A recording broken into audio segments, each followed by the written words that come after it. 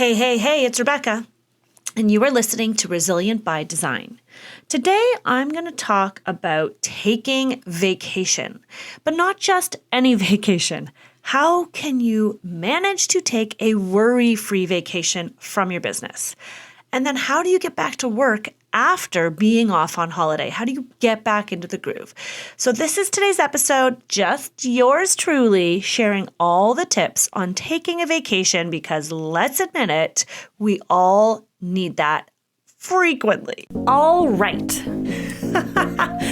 I'm Rebecca Hay, and I've built a successful interior design business by trial and error, podcasts, online courses, and so many freaking books. Over the last decade, I've grown from an insecure student to having false starts to careers, and now I'm finally in the place where I want to be. Throughout my journey, it's been pretty obvious that I'm passionate about business and helping other entrepreneurs do the same. Each week, I'll share tangible takeaways from my own experience and the experiences of other badass women to help you build your confidence and change your business. So someone recently sent me a DM on Instagram saying, Rebecca, oh my goodness, can you please help me? How do you get back into the groove after you've taken vacation? You know, if you really disconnect, it's hard to get back into the groove. And I've responded with a few thoughts on that. And then I realized this would be a really great episode for a podcast because so many business owners are not taking proper vacations. And by proper, I mean, they're not actually disconnecting. Maybe you're going to your family cottage. Maybe you're flying and going somewhere, but you bring your laptop and you're checking in and you're answering the phone and the kids are in the pool and you're just, I'm just going to respond to this client email, or let me go and just make sure my team's got this, or, oh my goodness, I have to follow up because the thing is back ordered. Whatever it looks like. I know because it used to be me. I used to get so anxious when I wanted to take time off because I did not feel that the business could go on ticking without me. And quite oftentimes, I spent most of my weekends just catching up on emails, dealing with client issues with my team, managing and answering client emails or text messages. Like I just never fully got to take a beat. And it's something that takes time for sure. It's something that once you have an established process and systems in your business becomes easier. But because today is just a podcast episode and I can't teach you all the things in one half-hour episode, I want to just walk you through my tips for taking a worry-free vacation as a business owner. So here we go. The first thing I'm going to say, almost like as a, what's it called? Not a footnote. What's the opposite of a footnote? Like a, oh my gosh, guys, it's so embarrassing. The thing at the beginning of the book, send me a DM, tell me what's going on in my brain. What I want to say, first of all, is it's all about expectations. It's always about expectations. It's about setting the expectation for yourself that you can take time off. It's about setting the expectation for your family of what it looks like when you're on vacation. It's about setting the expectation with your clients that this vacation is coming. Here's what's going to happen. I will not be available. It's about setting the expectation with your team, if you have someone working for you, that here's what to expect on vacation. What that means is A, B, and C. If you don't set those expectations early, then it'll be a lot harder to fully enjoy yourself because you won't be able to disconnect. So, here's my first tip. Do not plan meetings for your first 2 days back to work after a vacation. So once you've scheduled your vacation and you know it's coming up, look at your calendar and make sure you do not schedule any, client meetings. Ideally, if you can avoid it, do not schedule the meetings for the first couple days after you get back. your brain takes time to readjust and get back into the routine. And so you may not be on your A game. Sure, if you need to go to site because there's a pending issue, you go to site. But if you're in a place in your process or within your projects that you can avoid meetings in those first 2 days, I would. I would still do internal meetings, absolutely. But I would try to avoid doing a presentation, doing a trade day, doing a reveal until you're really well seasoned at taking holidays and jumping right back into things. So that would be the first thing that I would say, is ideal. I took vacation earlier this year and we had planned on having a presentation the week I got back. It was a short week, but fortunately the clients were not available. And holy heck, when I got back from my vacation, I thought, oh my gosh, I am so glad that my clients were not available. What was I thinking? There's no way I would have been in that headspace. Sure, we would have pulled through, would have been fine, but the stress I would have felt coming back to such a big event would have taken away from the time off. There's something about easing into your week, right? It's like how I always say, on Mondays for me, Mondays is a no meeting day because I want to enjoy my Sunday. I don't want to be, and here's the thing. Yes, this people might be thinking like, oh, well, that's nice for you, Rebecca. Yes, it is nice for me. I run my own business. And so I get to determine the rules. I get to determine when I see people because that is my prerogative. That is part of why we go into business for ourselves.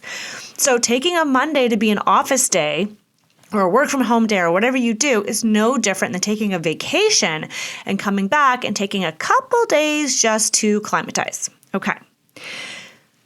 Tip number 2, please do email your clients ahead of time to let them know that you will be away. If you are engaged in active client projects, you absolutely should let them know that you will be away. And this is something that you do even if you are more hands-off like I am. Even if you have a team that's doing the primary communication with your client, I still like to let them know, hi, just popping in to let you know I'm going to be away from May 5th or whatever to May 10th. You're in good hands with the team. I look forward to hearing how things are, what have you, when I get back. So important. If it's just you, you send an email, you copy and paste it, you send it to each individual active client, but then I also recommend you send it out to the broader audience. I recently received a newsletter from someone who's a freelancer and I'm on their email list, and she was sharing that she was gearing up for vacation, and right before she took off, she used a cute little airplane emoji saying everything's in good hands and here's what's been going on, and that she'll be back in a week or whatever it was, I don't remember. And I thought, what a neat idea. So if I'm someone who's thinking of reaching out to her, or maybe I've started some kind of a process, or I don't know, I'm just kind of wondering where this person went on social media, I know what's going on. And so I know also to possibly give them that space. I think it's very smart. If you have a newsletter, send out the newsletter. Let them know, hey, I'm going to be on vacation. It's so important to take time away. That's where I get my inspiration or whatever. So that would be tip number 2, is email your clients and let them know in advance. Not like, hey guys, I'm leaving tomorrow for Bahamas for a week. No. You have to give people time to ask you questions or get clarification on anything they need before you go so that they're not bugging you while you're away.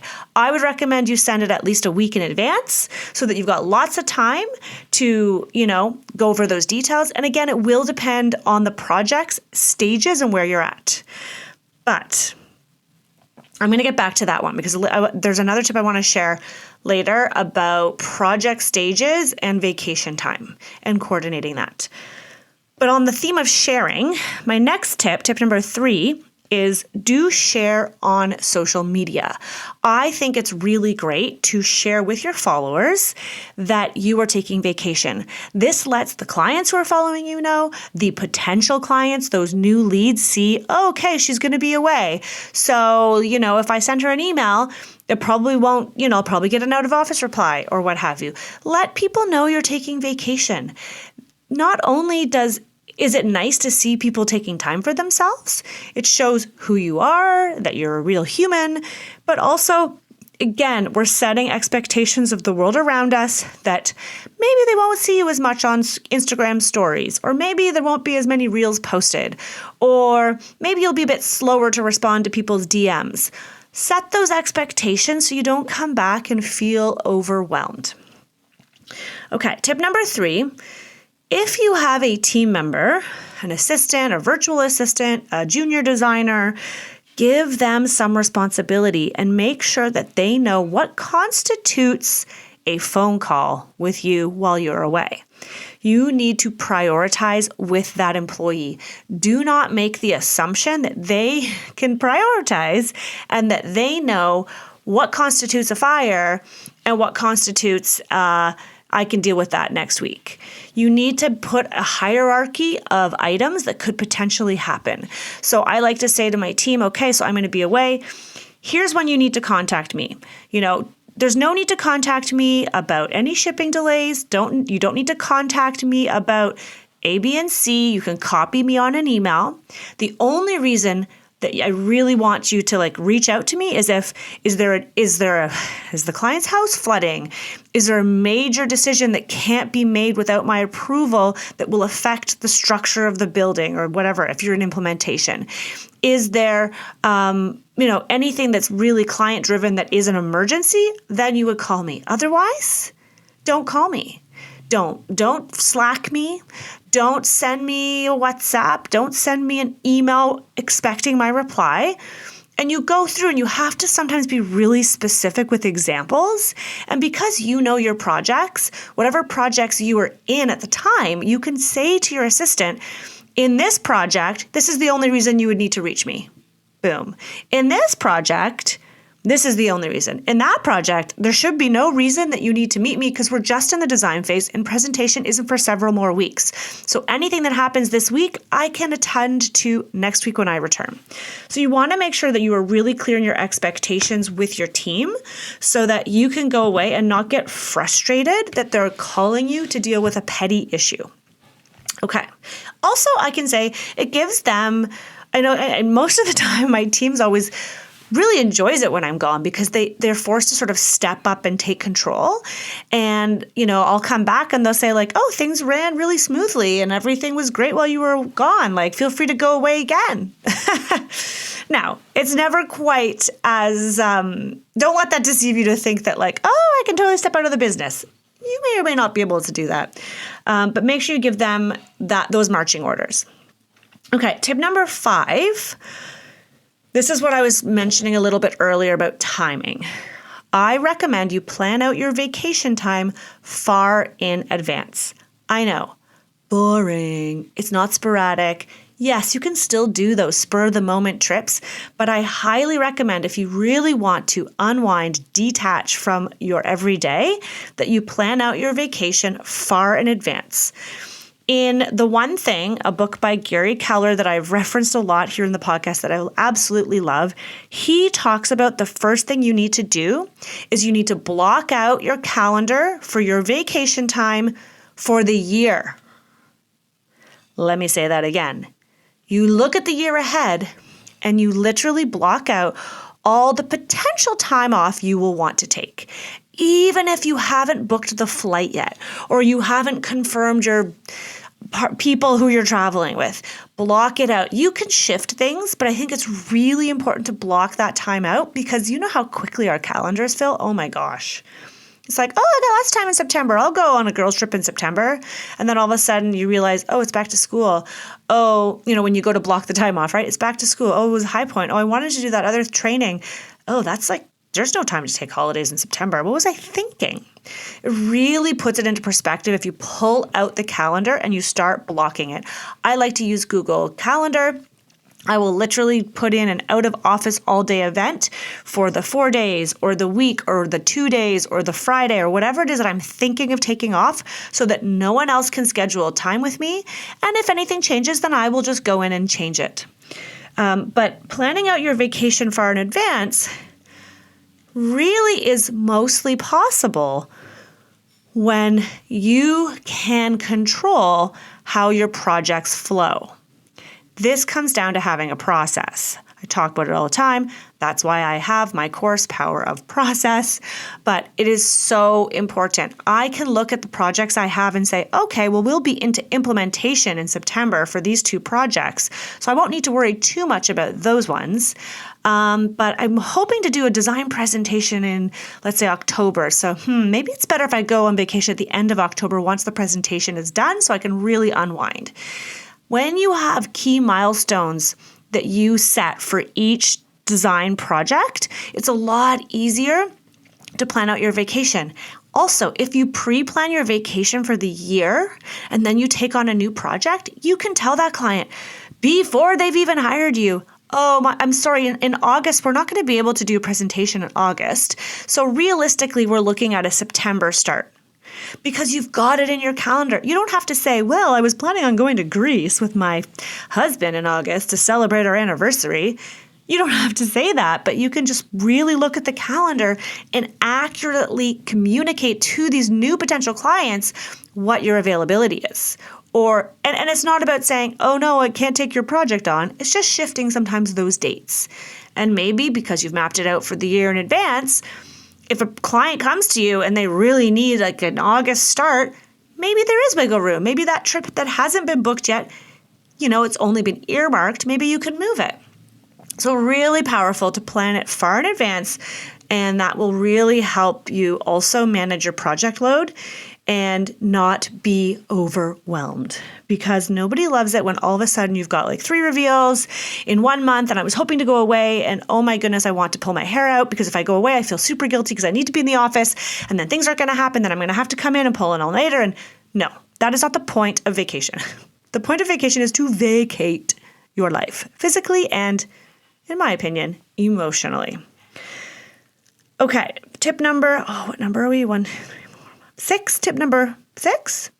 Tip number 6. Set an out of office reply. When I was preparing for this podcast and I made some notes, I thought, well, this is a silly one to put. Like, obviously everyone does this. But then it was brought to my attention that some people don't do this because they're afraid that their clients will see that they're away, which immediately contradicts the second tip that I said, which is telling your clients in advance, which I believe is super important. But you need to put an out of office reply. Some people are worried that it's going to make it look like they're never in the office and they're not working. So what? You are the business owner. As long as you can deliver on the promises you have made to your clients, that's what matters. An out of office reply is so powerful. I know I have friends who work for big companies like LinkedIn or Rogers or law firms downtown. They always use that out of office reply, even if it's just for the afternoon because they know they're going to be in court, or it's just in the morning because they're traveling to San Francisco on business. They use it because it tells the people who have emailed them not to expect an instant reply. Because you know how people are with email sometimes. They assume like, oh my gosh, why hasn't she emailed me back? Put an out-of-office reply. You can set it in advance so that it just kicks in when you're on vacation, so you don't have to think of it the day of. You can preset it. Make it cute. Make sure inside that out-of-office reply, you let them know who they can contact in your absence. And if you're a solo, then you just let them know that you will not be checking your email and you look forward to connecting upon your return. It's up to you if you want to give people your cell phone in case of an emergency. I never do, but I also have a team, so you'll have to use your own judgment there. But depending on what projects you have going on, you could also just say you'll be checking periodically, but not to expect, unless there's an emergency, you can expect I will return your email upon my return. Very important, in my opinion, to use the out-of-office reply feature of your email provider. Okay, tip number 7. Since you've done that, turn off your phone notifications when you're away. Like those little red things that pop up and are like, new email, 1, 2, 3, 4. You know what I'm talking about, right? If you have an iPhone, you get a little red circle and it tells you all the numbers. I personally have it turned off permanently on my phone, but I realize that's not for everyone. I need to focus and I get distracted way too easily. So for me, it's off all the time. But if you're not like me, please at least turn it off while you're on vacation. So that if you do want to check your email while you're away, you are intentional about it and you go in and you check and you see what's there. But then when you leave, you're not getting pinged and dinged and your phone's not buzzing. And if you have if you have one of those smartwatches, like an Apple Watch, turn that sucker off. Do not have emails popping in, because even if you don't respond, it is going to raise the stress hormone. What is that? Cortisol? I'm not a scientist, but it is going to heighten the anxiety and raise the stress level inside your body. So please, please, please don't check unless you have to, and certainly turn off the notifications on your phone. And if you're feeling really adventurous, avoid bringing your laptop with you. Avoid bringing a bigger device that screams, I can just type out a long email. But again, that's not for everyone. I know my husband always takes a laptop because of the nature of his business. Sometimes he hosts websites and does all kinds of digital marketing. Sometimes he does need to go in and code something. And so without a laptop, he would be crippled. So that in an emergency situation, he can go in and change an offer, change an ad, fix a website. The server could be down, that type of thing. But in general, interior designers don't have that need. Okay, my last tip I'm going to share on how to take a worry-free vacation is that if you are one of those people who just can't unwind, I want to make a recommendation that you book your travel or your vacation for a time when the rest of the world is also on vacation. So this is something that I only did for the first time 2 years ago. My husband and I booked a trip. We went to St. Lucia. We went to an all-inclusive resort with some friends of ours, an adult-only trip, and we went between Christmas and New Year's. And yes, it was likely a little bit more expensive, but we are both business owners. We are both entrepreneurs. And we both said it was the most relaxed we have been on a vacation in years, because most of the world was closed. My office was closed. His office was closed. He had to deal with a few little itty-bitty digital things here and there, but there were no emails. There were no meetings that he was missing. I didn't miss a status meeting my team. There's no one going to site. It was like a weekend extended. Same goes for long weekends. When there's a statutory holiday, that is a really great time to just take an extra day. That is, if you really struggle to disconnect, start there. And then you'll see how elevating it is to fully be present where your feet are and just enjoy your holiday for what it is. There you have it. Those are I guess that was 10 tips. Was that 10 or was that 9? 1, 2, 3, 4, 5, 6, 7. Guys, my numbers are all off.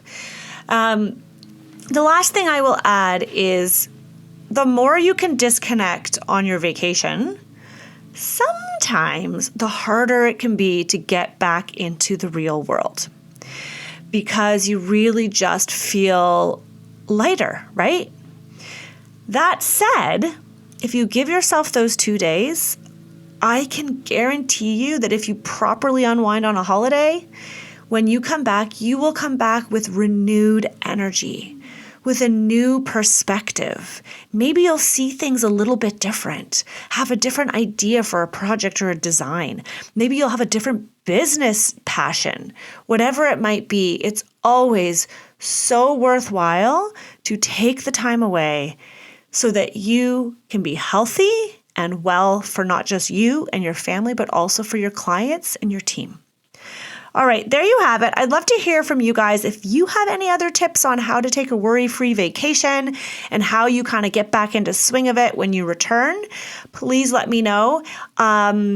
You can find me on Instagram. Just send me a DM at Rebecca Hay Designs.